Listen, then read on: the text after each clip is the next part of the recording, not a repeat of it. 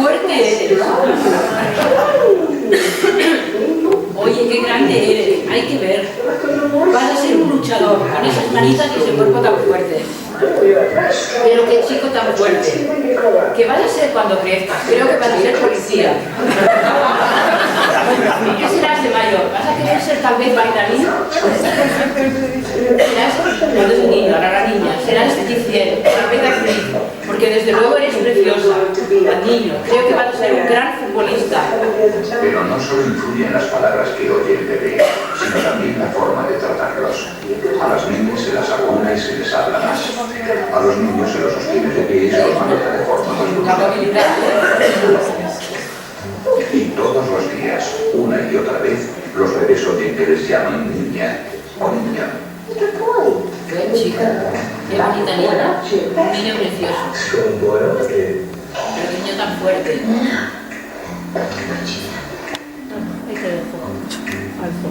El resultado, tan pronto pueden hablar, los niños saben ya a qué sexo pertenecen.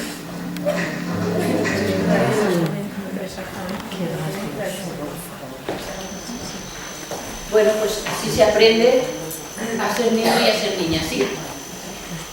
Lo que me gustaría comentar que yo tengo un bebé de 9 meses Sí. y un carricoche que tiene a full, no muy famoso de ahora, pero bueno. El 90% de las veces me dicen qué niña tan bonita. Y cuando les digo, no, es un niño, dicen, ah, es que tiene una cara tan bonita. Me deja sorprendida que la gente piensa que es una niña. Porque tiene la cara bonita, la belleza. La belleza es el estereotipo. Pero de todas formas, fíjate, nadie es consciente de esta transmisión.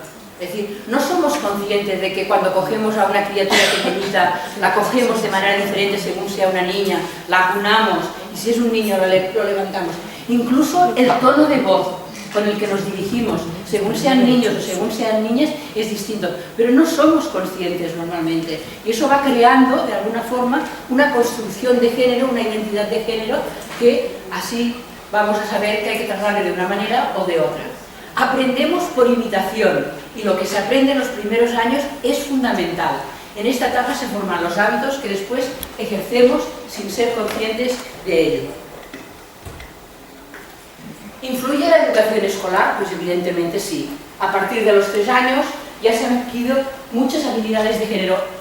Todas las últimas investigaciones nos están dando que esa etapa, esa horquilla de 3-4 años, es el momento fundamental en que los niños y las niñas adquieren los hábitos de género y adquieren la atribución esta de que los hombres son más importantes que las mujeres.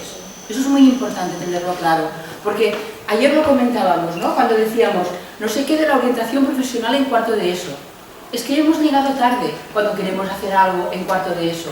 Es en estas primeras edades, las edades de 3, 4, 5, 6 años, donde es lo más importante que se va a construir respecto a lo que es su propia identidad de ser niño o de ser niña y de considerar lo que tienen enfrente, si son niños que son niñas, si son más importantes o menos que ella. También a partir de los 6 años se ha observado en algunas investigaciones que ya se atribuye una mayor brillantez, una mayor capacidad, una mayor categoría, por decirlo de alguna forma, al hecho de ser niño. Por lo tanto, el sistema educativo está completamente inmerso en esta transmisión de estereotipos, sin ser conscientes de ello. Pero claro, si modificamos esta transmisión de estereotipos, y ahora veremos cómo podemos hacerlo, podemos modificar muchas cosas. Es decir, si somos capaces de autoanalizarnos, de autoobservarnos qué es lo que estamos haciendo en la escuela, podemos modificar los géneros que están actualmente. Por lo tanto, yo estoy convencidísima, y la idea fundamental de mi charla va a ser esta: la escuela tiene un poder inmenso en ofrecer modelos de género diferenciados de los que ofrece la familia y los que ofrece la sociedad. Y la escuela, si además es coherente, es decir, si es una tarea que acoge como comunidad educativa en su conjunto, puede realizar una tarea importantísima en la construcción de modelos de género. Porque además, fijaros en una cosa, a veces nos da la impresión de que lo que hacemos no es tan importante, porque estará tanto la influencia de la sociedad, la influencia de los medios de comunicación, de la televisión, pero eso es, yo siempre pongo el ejemplo, es como una moneda que les pusiéramos en el bolsillo de las criaturas, para que cuando sean mayores y tengan que tomar una decisión, puedan decir, ¿cómo quiero hacerlo? Como me enseñaron en la escuela, como trabajábamos en la escuela, de acuerdo con un modelo coeducativo, o según me enseñan en la televisión, o me enseñan los medios de comunicación, de un modelo más sexista, de un modelo no coeducativo, ¿eh? O sea que yo en esta idea estoy confiadísima y soy... Nadie tiene la culpa de transmitir estereotipos sexistas, porque hemos sido educados y educadas en esta cultura sexista. Pero sí somos responsables de la cultura que vamos a dejar.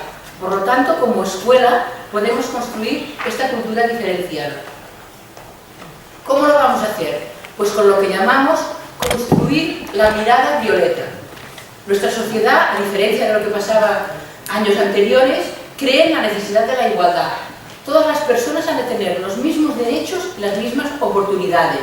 Esta es la idea central de la coeducación. Está en nuestra Constitución y, por lo tanto, nadie debe discriminar por razón de sexo. Solo queda un elemento en la Constitución que es la herencia de la corona, pero aquí no vamos a entrar en este tema. Ya se apañarán, ¿no? Creemos en la igualdad, pero seguimos transmitiendo desigualdad sin saberlo. Hay que aprender a detectarlo. A esto le llamaremos construir la mirada violeta. Es decir, aprender a mirar, aprender a detectar qué hay en nuestros comportamientos, qué hay en nuestras prácticas, qué hay en nuestras actitudes que todavía es sexista y que por lo tanto tenemos que cambiar. ¿Cuál va a ser la metodología? Pues primero de todo, observar. Primero de todo, para construir la mirada violeta tenemos que hacernos conscientes de los estereotipos sexistas que transmitimos, que se transmiten a nuestro alrededor a través de los gestos y de las palabras más pequeñas. Observar con todo detalle, y a veces, si no podemos autoobservarnos, porque es muy difícil trabajar y hacer docencia y al mismo tiempo autoobservarnos, pues hacer lo que llamamos la triangulación, es decir, ponerse de acuerdo con otra compañera o con otro compañero que nos observe en nuestro trabajo de cada día. Observar lo que hacen nuestras compañeras y compañeros, lo que hacen madres y padres, lo que hacemos nosotras y nosotros. No supone controlar a nadie, ni hacerle observaciones para que rectifique. Es tan solo comprender qué es lo que transmitimos sin saberlo y comprobar si es correcto o no respecto a cómo queremos educar. Aquí estamos pues en esta fase metodológica que le estamos llamando construir la mirada violeta. Los colores, ya lo hemos comentado, son los primeros elementos de transmisión de los géneros. La ropa del bebé, el rosa y el azul que hemos vuelto, pero sobre todo al rosa. ¿Recordáis, no? Estas camisetas que salieron, ¿no? Inteligente como papá, bonita como mamá. Afortunadamente... ¿No lo recordabais? Yo no lo he visto en mi vida. Bueno, salieron en Barcelona, igual aquí no llegaron. Pueden los almacenes estos Hipercor. Y afortunadamente, por la campaña que se organizó a través de las redes sociales, pues sí, tuvieron que retirar las camisetas. Pero si no, imaginaros, ¿no? O sea, qué manera más bestia de transmitir el estereotipo diciendo inteligente como papá, bonita como mamá. ¿Qué pasa con los juguetes? Hemos visto el sexismo en los juguetes, cómo son utilizados para que los niños aprendan a ser hombres según el género marcado por la sociedad y las niñas, mujeres, según el modelo marcado por la sociedad, ojo, y por un elemento fundamental en la sociedad, que es el mercado. Es decir, eso es muy importante tenerlo claro, ¿no? El consumismo hoy se ha señalado y se ha evidenciado de una manera potentísima respecto a estimular ese rosa y ese azul, esos juguetes sexistas para consumo desaforado en niños y niñas. Ahora vamos a intentar analizar cómo se utilizan los juguetes en la escuela, que eso es muy importante, porque a veces hay la idea o la impresión de que en la escuela pues no pasa nada, dejamos los juguetes allí al uso libre por parte de los niños y de las niñas y cada cual juega con lo que quiere, entre comillas. Pues con lo que quiere normalmente tiene un sesgo sexista. Entonces tenemos que preguntarnos, sin darnos cuenta, ¿es muy posible que estemos indicando un tipo de juguetes a los niños y otro tipo de juguetes a las niñas? ¿A quién damos las muñecas? ¿Y a quién las bicicletas o los balones? Tu niño, por ejemplo, este que era tan bonito, ¿por qué juega? Pues una mezcla de todo, porque tiene primos pequeños, primo y prima, y le están pasando todos los juguetes, o sea que... Fantástico, ¿no? De todo tiene. Perfecto. Ese sería el criterio, ¿no? Es decir, no solamente no dar determinados juguetes a niñas y determinados juguetes a niños, sino hacer la máxima variedad, la máxima diversidad posible, ¿eh? Siempre para trabajar y profundizar en coeducación, el criterio fundamental es la diversidad, la variedad más amplia posible, ¿eh? La que nos hará que no solamente las niñas tengan muñecas, sino que tengan pues coches, que tengan motos, que tengan de todo, y los niños también que aprendan a jugar con muñecas. En el último estudio que hice el año pasado con los catálogos de juguetes de las grandes superficies, ahora que nos viene el bombardeo de los juguetes de Navidad y de Reyes, salía que únicamente en los catálogos, no digo luego lo que se compraba, sino en los catálogos venían claramente marcadas, por ejemplo, las bicicletas de color rosa para las niñas y las bicicletas de color azul para los niños pequeños. Cuando una bicicleta, ya me diréis qué importancia tiene que sea rosa o que sea azul. Y los únicos juguetes que no tenían marca de sexo eran los hipermercados y algunas de las cocinitas. Parece ser que el modelo que en televisión, por ejemplo, haya los cocineros ahora que estén saliendo de forma más pública, ha cambiado la perspectiva respecto a las cuestiones relacionadas con la comida y con cocinar, y eso hace posible que se cambien este tipo de juguetes. ¿Cómo observar en la escuela? Metodología. Tenemos que aprender a mirar tres aspectos. Primero, ¿tienen tendencia los niños y las niñas a jugar con distintos tipos de juguetes? ¿Desde qué edades? ¿Podemos verlo cuando tienen 1 año? ¿Cuando tienen 2 años? ¿Cuando tienen 3 años? ¿Alguna de vosotras lo ha observado?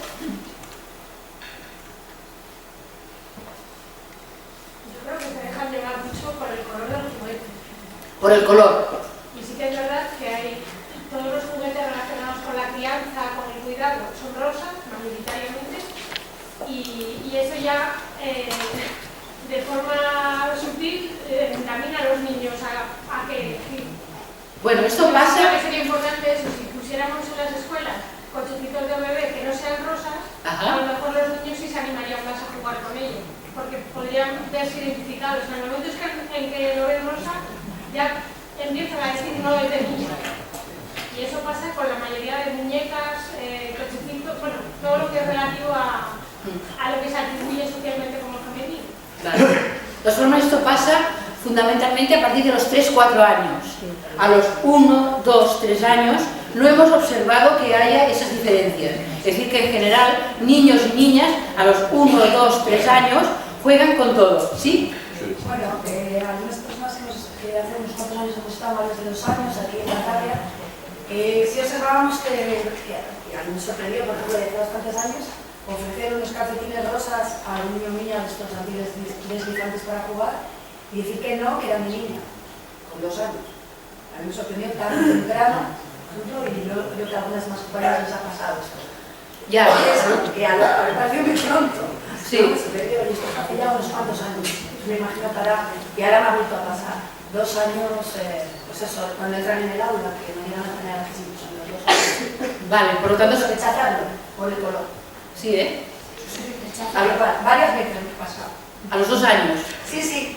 Bueno, pues tendréis que analizarlo más en profundidad y ver si las características que os estoy dando pues son más propias de Barcelona o de Cataluña, y si resulta que tenéis unas otras características, que cada cual tiene que analizarlo en su entorno concreto, porque cambia en función del contexto y de las características. Lo que sí que podéis hacer es el siguiente experimento que os proponemos, ¿no? Cuando dais una muñeca a un niño o un balón a una niña, anotar las reacciones. Si lo retienen con el juguete, si lo dejan a un lado, si lo rechazan violentamente. Repetimos el experimento con diferentes parejas y luego en las diferentes clases que implican diferentes edades y comparamos los resultados.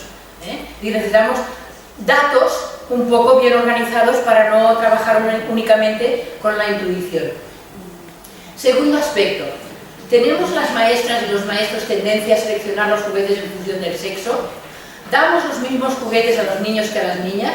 Aprendamos a observar. Cuando repartimos los juguetes, por ejemplo, observemos cómo lo hemos hecho.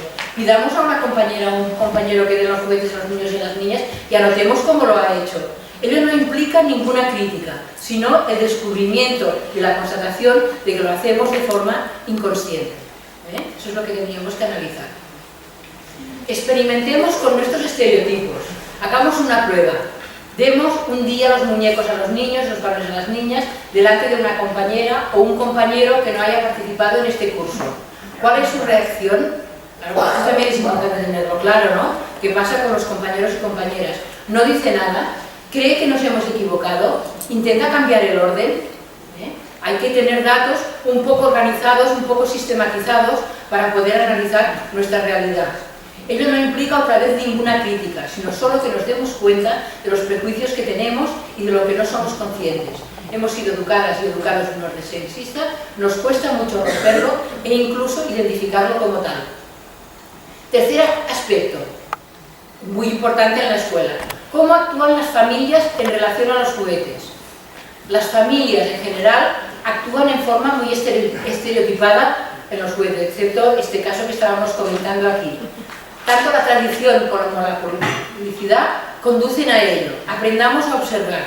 Pidamos qué juguetes tienen los niños en casa y las niñas, qué juguetes tienen. ¿Responden al estereotipo? ¿Actúan todas las familias por igual? ¿Son más estereotipados los juguetes de los niños que los de las niñas? Analizar lo que es el contexto familiar y lo que es el contexto escolar. Una vez establecido el patrón en el contexto escolar, intentar luego dialogar con las familias y ver qué se puede hacer. Pero primero, sobre todo, tener muy claro qué es lo que nos pasa en la escuela. Experimentemos con las familias. ¿Lo veis posible trabajar con las familias? Sí, ¿no? Cuando son tan pequeñitas y pequeñitos, en grupos de familias, pues ya sea delante de un padre o de un abuelo, demos un juguete de niña a un niño, por ejemplo un muñeco. Hagámoslo con niños de distintas edades. Anotemos la reacción del padre o del abuelo. ¿Admite bien que el niño juegue con una muñeca o una cocinita? A veces será necesaria dar una explicación. A veces hay reacciones pues un poco extrañas, ¿no? No se verá claro. Sí, hay que trabajarlo, ¿no? Lo rechaza, lo quita el juguete. Lo mismo en el caso de una niña. ¿Hay diferencia en las reacciones del padre o del abuelo? Repitamos el experimento cuando está la madre o la abuela de un niño o una niña. ¿Tienen las mismas reacciones? ¿Qué consecuencias podemos obtener? A través de esta observación vemos cómo los niños y las niñas van adquiriendo los hábitos de género y también la jerarquía. Es muy probable que encontréis mayor rechazo en los niños respecto a las niñas. Es que eso es lo que se da actualmente. Eso es lo que se da, ¿no? Tú tienes muñecas, balones, motos de estas que andan por el patio. Yo, por ejemplo, en mi centro tengo lo que había de oferta. Había unas motos amarillas y unas motos rosas y eso se llevó para el cole. Las motos amarillas las cogen indistintamente niños y niñas. Las motos rosas solo las cogen las niñas, porque los niños no las quieren coger. Imagino que sea como lo que decía Esther de los calcetines, lo mismo. Una niña no hubiera tenido problema en ponerse unos calcetines verdes, rojos, morados, azules o rosas. Un niño no se pone los rosas. Entonces, las niñas creo que sí que han evolucionado un poquito más, no tienen problema a la hora de elegir por el color, pero sin embargo los niños rechazan el juguete por bueno que sea, por el tema, te digo el juguete, te digo la ropa. Ayer contaba un caso en mi centro que después de haber trabajado el 25, la violencia, no sé qué, uno de 4 años, tú llevas un polo rosa, tú eres un mariquita. Y digo, jolín, esto, ¿cómo cortamos esto? Entonces, son los chicos, no las chicas son más tolerantes más abiertas. A todo. Sí. Bueno, yo creo que al final también es que lo que está grita un poco más, que no te lo que está ahí debajo es que no es atractivo ni bueno ser chica. Entonces es mucho más fácil que una chica se abra, una niña claro, en este caso, ¿no? Se abra a otros colores, a otras actividades, a otros juegos, pero para un niño salirse de su género es rebajarse, es ir a un género inferior, y eso es lo que hay que trabajar. Rechazar de plano. Pero yo, mi opinión personal es que el rosa, yo soy madre de 2 hijos, yo doy clases a mayores, entonces las experiencias son personales, nada más. Yo creo que no existe un color, en el caso de las chicas, que se les haya cuestionado cuando lo usan. Es cierto que una niña va de azul y nadie le dice nada, pero un niño va de rosa y sí que empiezan las opiniones, que creo que no está tan claro si lo rechaza para evitar sentirse rechazado, lo rechaza cuando es tan pequeño porque considera que es una cuestión de inferiores. Yo sí que tengo un experimento personal de esto de regalar cosas y cómo reaccionan los abuelos. Y con 2 años a mi hijo le regalé una sillita con un muñequito, no recuerdo, porque pensé que era lo único que nadie le iba a regalar, ¿no? Y como era un chico. Entonces sí que es cierto que el abuelo casi fue un escándalo cuando vio a su nieto tan feliz paseando aquella muñeca con aquel cochecito, ¿no? Pero sí que él solo, que ha tenido muchas cosas, y los dos para jugar, desnudó aquella muñeca, aquel muñeco, yo no recuerdo lo que era, lo contempló así un poco, o sea, lo posó, cogió una pelota, la metió en el cochecito, en la silla, la ató y se aseó la pelota así hasta que se rompió aquella silla, pero él paseaba la pelota, o sea, jamás conseguí que hiciera caso a aquel muñeco que desnudó, y yo te digo, y ahí lo dejó, y entre vez y cuando se lo volvía a poner el vestido a ver si tal, si él actuaba, y nunca jamás. Es una cuestión curiosa. Bueno, por lo tanto vemos que es muy importante introducir una máxima diversidad de juguetes e intentar de alguna forma romper esa jerarquía que tú señalabas, ¿no? Es decir, no hay únicamente un problema de rechazo por parte de los niños a las muñecas porque sean de niñas, sino porque además son, como tú comentabas, ¿no?, de una jerarquía inferior. Para las niñas, de alguna forma, acceder a juguetes o a colores o a actividades o a prácticas propias de niños es una característica de acceder a juguetes superiores. En cambio, en el caso de las niñas, no, en el caso de los niños sería pues al revés, ¿no? Veamos otro aspecto, las interacciones. Sí, dime. El problema, yo creo que es que aparte de los juguetes es un poco ya de la definición de lo que es un niño y una niña, y además eso lo ves muy claro, y es que la niña es la ausencia, tiene una carencia, que es que no tiene pico. No es la definición de una niña para ellos. Y yo no sé de dónde les viene el que tiene un tesoro entre las piernas, el que se va en el baño, el que tiene que bajar los pantalones, que las niñas no lo hacen y ellos lo hacen constantemente. No sé si es genético, si viene de la educación, no sé dónde viene, pero creo que es parte de la base del problema, que nosotros no tenemos esa necesidad de identificar. Y que los niños como los tenemos o que se tocan o deben algunos, o lo que sea. Pero sí que es cierto que la definición para un niño o una niña es eso, es la carencia de algo, de falta. Y yo creo que de ahí no tenemos muchos problemas, a ellos de niños y a nosotros de mayores. Yo este aspecto que ella comentaba también, lo de que no es atractivo ser niña, yo eso no lo tenía tan analizado, en absoluto. Yo creo que actualmente entre las niñas hay una gran satisfacción por el hecho de ser niñas. Para los niños no es atractivo ser niña. No, claro, para las niñas, sin embargo, puede ser atractivo ser niño. Yo lo que constato por eso que ¿por qué la niña admite todos los colores y admite mucho más fácilmente los juguetes de niño? Porque realmente, lo que decía aquella compañera de delante, realmente está pasando, está dando un paso a un nivel. Sin embargo, para el niño el tener, el asumir, el utilizar cosas de niña significa, wow, vamos, es una operación mental realmente muy decidida, o sea, con una cultura, con un trabajo de educación no sexista muy fuerte para que el niño lo asuma. Así, espontáneamente, yo creo que no. En un baile, van a hacer un baile y hay 2 personajes. no hay problema en que la niña haga de niño. Hay parejas, no somos iguales, entonces hay una pareja que son dos niñas. No hay problema, una hace de chico, otra hace de chica. En una pareja de dos chicos, a ver cómo lo hacemos para ver quién hace de chica. Es siempre una cuestión de que ser mujer no es atractivo para los hombres. Sin embargo, ser hombre para las mujeres puede tener su encanto. ¿Por qué? Porque nos da cuotas de poder que como mujeres no tenemos. Vale, ¿te querías comentar? Sí, simplemente que estoy completamente de acuerdo que el problema está en la jerarquía, ¿no? De la relación de cómo se establece. Yo tenía hablado con una compañera que da talleres en secundaria y decía que no se encontraba problemas a la hora de empoderar a las mujeres. Dice que no, que nosotros sí que tenemos aprendido ya el discurso de que tenemos que dar un paso al frente y hacer todas estas cosas, pero que se encontraba con muchísimos problemas a la hora de la deconstrucción de las masculinidades y del modelo que se transmite. Porque para ellos es dejar de tener unos privilegios y ahí ya, claro. Bueno, después Eric nos va a hablar de este aspecto. Ahora seguimos con el tema de las interacciones o las relaciones que establecemos a nivel personal. Tendemos a esperar actuaciones diferentes respecto a los hombres y a las mujeres. Ello procede de los distintos roles de género que la sociedad atribuye a unos y a otras. Las dimensiones afectivas del aprendizaje, las emociones, los valores, las actitudes, la inteligencia corporal, son dimensiones asociadas a las mujeres y que las mujeres de alguna forma desarrollamos en plenitud y además nos empoderamos respecto a estas dimensiones. Los roles sociales femeninos y masculinos.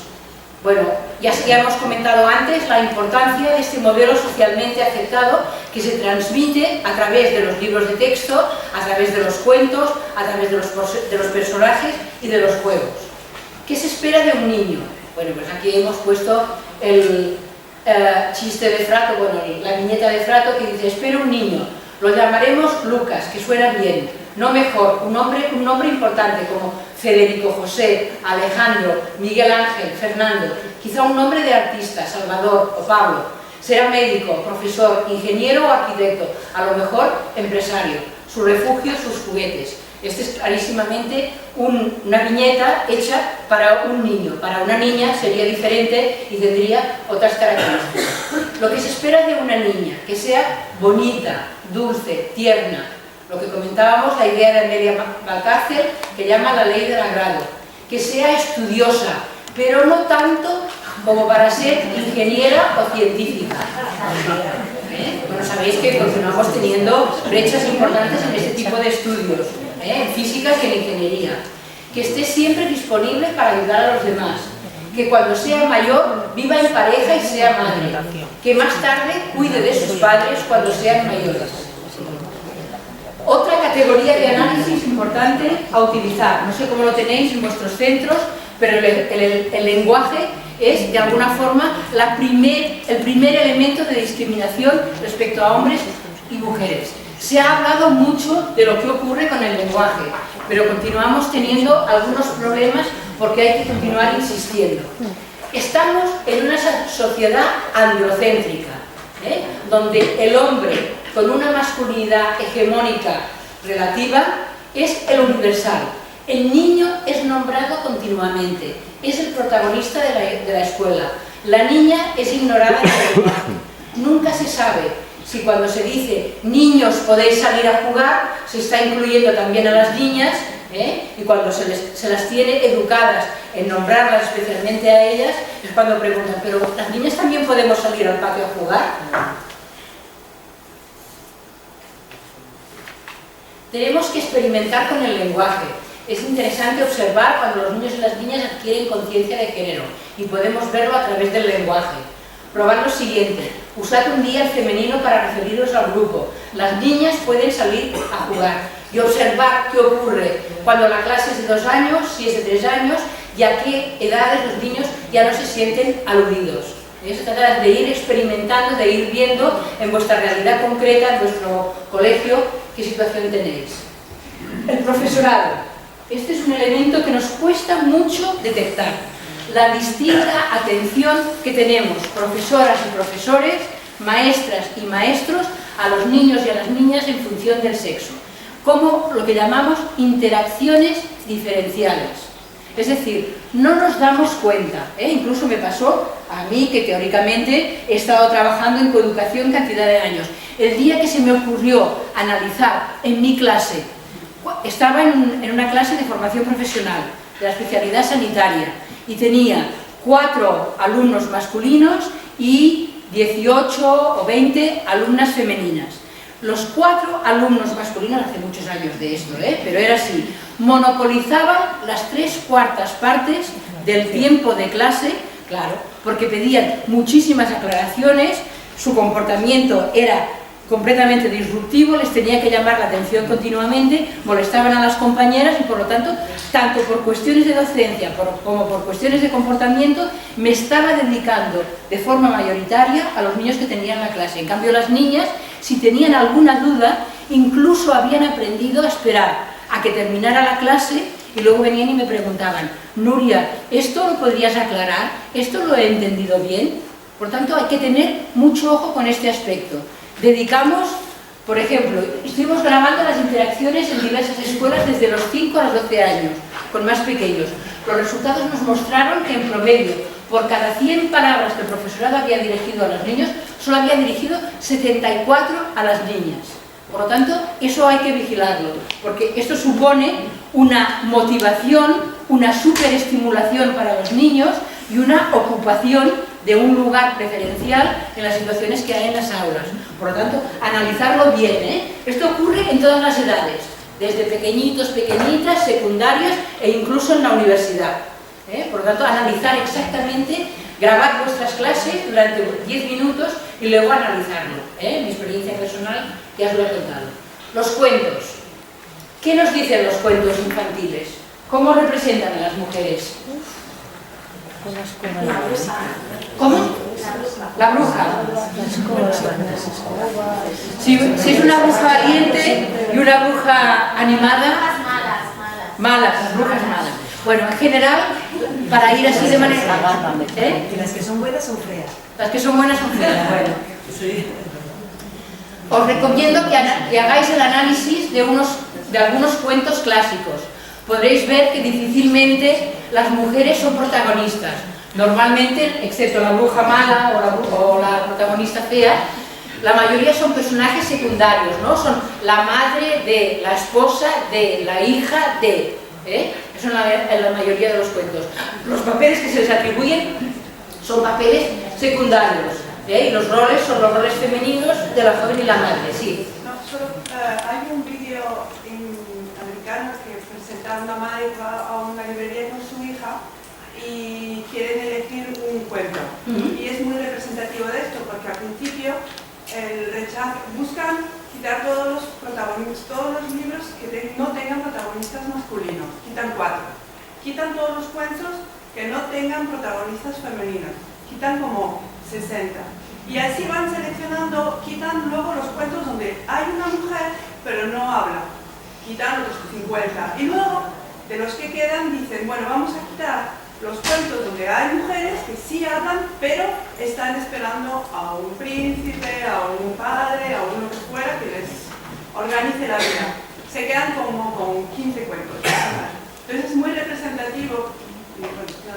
Bueno, ahora afortunadamente en las librerías tenemos una buena oferta de cuentos. Ahora se han hecho muchas traducciones de cuentos, por ejemplo, de los países nórdicos o de otros países que tienen más trabajado a nivel de igualdad en los cuentos, y hay cuentos muy bonitos. Pero en muchas escuelas se siguen trabajando y explicando los cuentos tradicionales. ¿Está bien en vuestra realidad seguir explicando los cuentos tradicionales? ¿Ya no? Bueno, hay varias opciones, ¿no?, para trabajar los cuentos tradicionales. Se pueden explicar los cuentos tradicionales cambiando el final, se pueden explicar alternando los personajes, ¿no? Porque si no, en fin, la ratita presumida o la cenicienta, cuando se analizan estos cuentos, en general nos están proponiendo modelos femeninos que sean importantes y que sean potentes. Entonces, habrá que, lo que llamamos, aprender a descodificar los cuentos, ¿no? Vigilar con el tema del príncipe azul, ¿no?, de que está siempre esperando la princesita, analizarlos y ver en qué dimensiones, ¿no? Personaje principal, personajes secundarios, personas que hablan, que inician una conversación, que toman la iniciativa, y trabajarlo. Y en caso de que en la escuela se haya llegado a la conclusión de que es importante continuar explicando los cuentos tradicionales, pues en este caso hay que buscar alternativas de cuentos cambiando los finales o cambiando los personajes del cuento. El patio de juegos. ¿Qué idea tenemos del patio de juegos de un colegio? No. Venga, ¿quién me ayuda? ¿Cómo es el patio de juegos de un colegio característico? Pues en torno a las pistas de fútbol que hay que repartir para que no se líen entre ellos, porque solo se puede jugar al fútbol en las pistas. Y luego los que no quieren jugar al fútbol tienen que quedar con las esquinitas. Claro, normalmente no. El ejemplo paradigmático es una gran pista de fútbol en el centro, con los niños jugando y moviéndose de un lado para otro, y las niñas situadas en las zonas periféricas, ¿no? Se dice que el patio de juegos es el aprendizaje del lugar que ocuparemos en la sociedad cuando seamos mayores.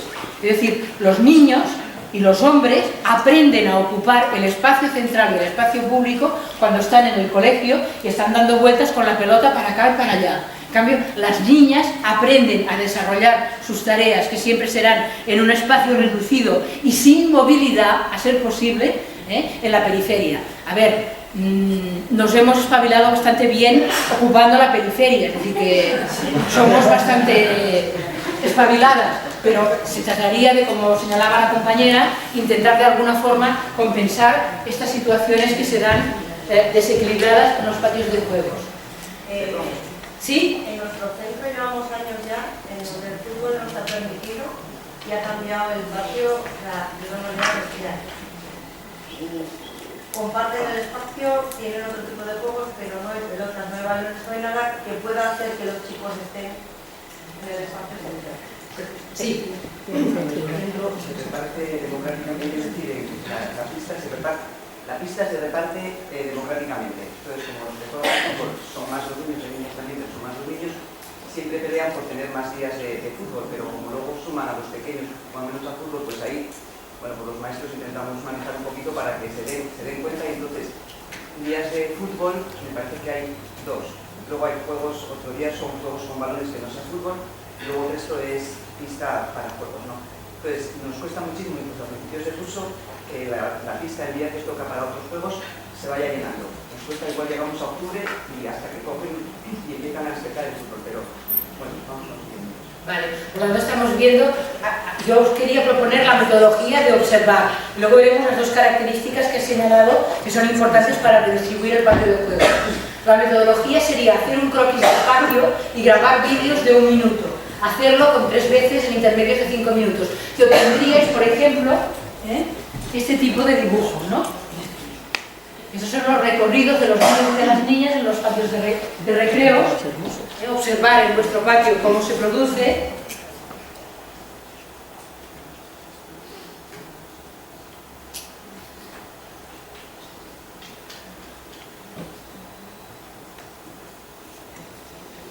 Esta se ve muy característica, ¿no? Sería las niñas, serían el color rojo, que es aquel rinconcito de allí que se mueve muy poquito. En cambio los niños serían estas rayas en azul. Así podéis situar y observar cómo será la situación en vuestro patio. Luego, para transformar el patio de recreo, serían las dos características que tú señalabas, ¿no? Sería introducir otro tipo de juegos, si es posible buscar una zona tranquila en el patio, una zona con verde. Esto es difícil porque muchos colegios igual no lo tienen, pero igual aquí en Santander lo tenéis más fácil, ¿no? Porque como hay más lluvia, hay más zonas verdes, ¿no? Y por eso no pueden entrar a pisarlo porque vuelven a clase con los pies mojados. Que yo tengo verde y árboles. No se puede usar el verde aquí en Cantabria. No, bueno. Entonces introducir otro tipo de juegos y hacer una distribución. No, pero mira, en mi centro se desterró el fútbol ya hace 7 años. No se juega el fútbol y los balones duros están totalmente prohibidos en el centro. Desde que se prohibió el fútbol en el colegio, el primer año nos despellejaron, pero el segundo año ya lo asumieron. Y todos esos conflictos de patio, de recreo, de convivencia, desaparecieron mayoritariamente. Mejoró la convivencia en el centro muchísimo. Entonces es como una vez la cara colorada que siento amarilla, pues lo echas ahí una vez, te ponen a parir y ya al año siguiente ya lo tienen asumido. Y hace 7 u 8 años por lo menos que estamos sin fútbol en el centro. Con los diferentes comentarios estamos viendo que en aquellas escuelas en donde no se haya empezado a intervenir en un terreno respecto a la coeducación, puede ser muy importante intervenir en el patio de juegos, porque los resultados, si el conjunto del profesorado lo toma con ganas, son muy rápidos, muy evidentes y muy... ¿Quién manda en la escuela? Sería otra categoría de análisis. Niños y niñas aprenden por imitación, que ven en su entorno. No sé cómo vais de directores y de directoras en las escuelas, pero nos estamos encontrando a veces en algunas escuelas que la mayoría de la plantilla son mujeres, hay un solo profesor y este profesor a veces es el director. No sé si será esto también aquí en Santander, pero sería cuestión de verlo y de revisarlo, ¿no? Buscar la distribución por sexos del profesorado de los cargos y ver un poco qué pasa con las actitudes agresivas, quién las manifiesta y contra quién son más víctimas los chicos que las chicas. Aunque en las guarderías niños y niñas son muy pequeños, podemos empezar a observar si se producen actitudes agresivas o cariñosas, o si se dan de una manera distinta en niños o en niñas. Hacer también grabaciones, quién pelea, de qué forma. Y ahora quería pararme un poco aquí con las categorías de análisis de secundaria. En secundaria, igual como lo que hemos visto en primaria, tenemos la primera categoría a analizar, que sería el lenguaje oral, escrito y gráfico en los institutos. A veces no se presta mucha atención y los pasillos están de alguna forma, pues, ya sea con carteles, ya sea con trabajos hechos por el alumnado, con lenguajes que no son inclusivos, sino que al mismo tiempo son sexistas. El segundo elemento, la segunda dimensión a analizar serían los materiales didácticos y los libros de texto. Materiales didácticos que normalmente el profesorado utiliza en las aulas, que construye para complementar los libros de texto y que a veces no tienen en cuenta la perspectiva androcéntrica de nuestra sociedad y reproducen esquemas sexistas. La ocupación del espacio en los centros de secundaria sería no solamente la ocupación del espacio en las aulas, sino en los laboratorios y en las aulas de informática. No sé si vosotras sois profesoras, a lo mejor algunas de las materias científicas, pero yo en los laboratorios, por ejemplo, de química y de física y de biología, hemos observado que si no se presta atención, los chicos tienden a monopolizar el material de laboratorio y las chicas tienden a ser las secretarias de los grupos de trabajo en el laboratorio. Por lo tanto, hay que buscar una manera de organizar los grupos de trabajo en grupos cooperativos. ¿Trabajáis con grupos cooperativos? Sí. Sí, ¿no? Bueno, pues sería la manera de establecer grupos de 4 o 5 alumnos, alumnas, repartir responsabilidades y estas responsabilidades luego irlas alternando, hacerlas rotativas en los distintos grupos. Porque es muy importante, por ejemplo, en el laboratorio, el responsable de material. Pues enseguida los chicos tienen mucho interés en ser los responsables de material, porque van para aquí, para allá, llevan, traen. Bueno, pues estar atentas a estas cuestiones y procurar que sea una chica la responsable de material. La responsable de material normalmente también es la que cuando se acaba la práctica de laboratorio, pues limpia la mesa de laboratorio. ¿Qué pasa? Ya os podéis imaginar, ¿no? Si el responsable de material es un chico, poco va a limpiar si no estáis un poco ojo a visor, porque las chicas acaban haciendo el trabajo de limpiar para que el grupo pueda terminar antes de que sea la hora, pues, de la siguiente clase o lo que sea. Por lo tanto, hay que estar atentas a este tipo de situaciones. Y después, por ejemplo, prestar atención a la cuestión de que los portavoces del grupo a veces son chicos, porque ya les gusta hablar en nombre del grupo. Pero la que hace la secretaría del grupo, la que toma nota de las ideas que se van a trabajar, es una chica, con lo cual hay que buscar que nos estén repitiendo estas actitudes más de secretaria ayudante y de portavoz protagonista del grupo, y hacer siempre, el truco es el mismo, como en los juguetes decíamos, máxima diversidad. Aquí en los grupos de trabajo cooperativos el criterio es rotación de los cargos y distribución equitativa de estos cargos. Una cuarta categoría de análisis serían las interacciones entre el profesorado y el alumnado. Lo que hemos dicho para primaria, lo que os he comentado de mi experiencia personal, tenéis que analizarlo en vuestras clases. Es decir, a ver si se produce. Eso no cambia por el hecho de que sea un profesor o una profesora. Es decir, hemos observado que la monopolización del tiempo y del espacio en las aulas se produce igualmente cuando al frente de la clase o cuando es un profesor que cuando es una profesora. Por lo tanto, no os penséis que por el hecho de que seamos mujeres tengamos tendencia a hacer una distribución mejor repartida pues, de las interacciones. Las expectativas del profesorado. ¿Conocéis un poco el trabajo de Margaret Spear? ¿Os suena esta experiencia, no? Bueno, se escribieron dos tipos de exámenes, era en la asignatura de física, uno de categoría excelente y otro de categoría de aprobado, con las respuestas. Se puso nombre de chico y nombre de chica, al mismo examen, dos excelentes y dos de categoría media. Se les dio a corregir a un grupo de profesores y de profesoras. De manera clara, la nota adjudicada cuando el mismo examen tenía nombre de chico era superior a las mismas respuestas con nombre de chica. Sí, sí, pero eso es una experiencia internacional. Margaret Spear es en Inglaterra y nosotros lo hemos reproducido en Barcelona y nos sale lo mismo, Es decir, que lo podéis probar vosotras aquí en Santander a ver si os sale lo mismo, porque es muy probable que sí, que obtengáis esto. Y además, la recomendación de estudios a las mismas respuestas obtenidas era, en el caso de ser un chico, en el caso de ser Jordi, por ejemplo, en nuestro caso, a Jordi se le recomendaba que hiciera una ingeniería o una arquitectura. En cambio, el mismo examen con nombre de chica se le recomendaba que hiciera una medicina o una biología. Es decir, esas son las expectativas diferenciales que tenemos del profesorado respecto al alumnado. Esto analizarlo bien. Eso también, si lo buscáis en Google, efecto Jennifer John. El efecto Jennifer John es lo mismo, un currículum con nombre John y el mismo currículum con las mismas características con nombre Jennifer. Pues a John se le daba el trabajo y a la Jennifer se le adjudicaba una categoría inferior.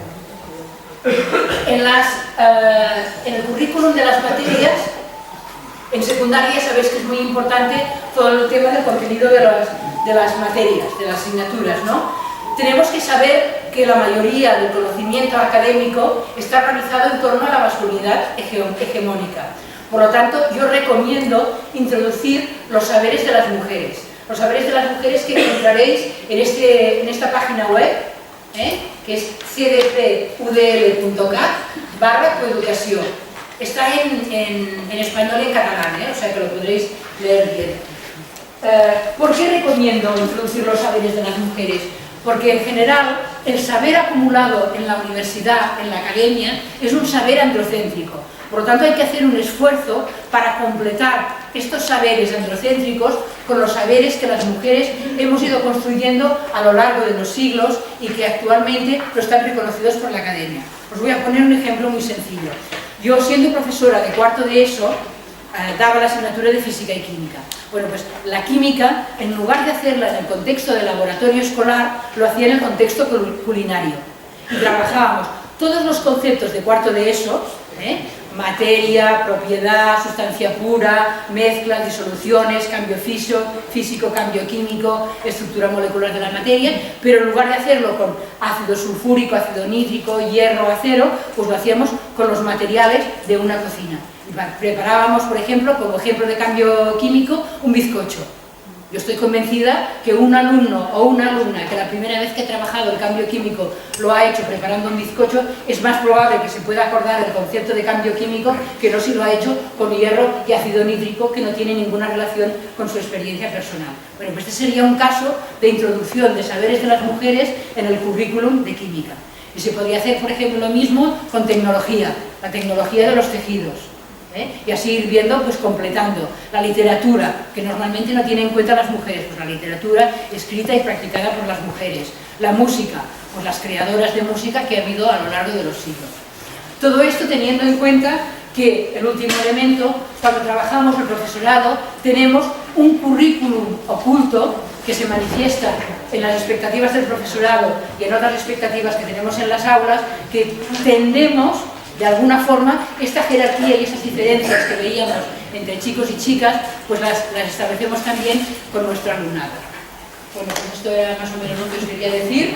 Si queréis hacer alguna pregunta más. ¿Qué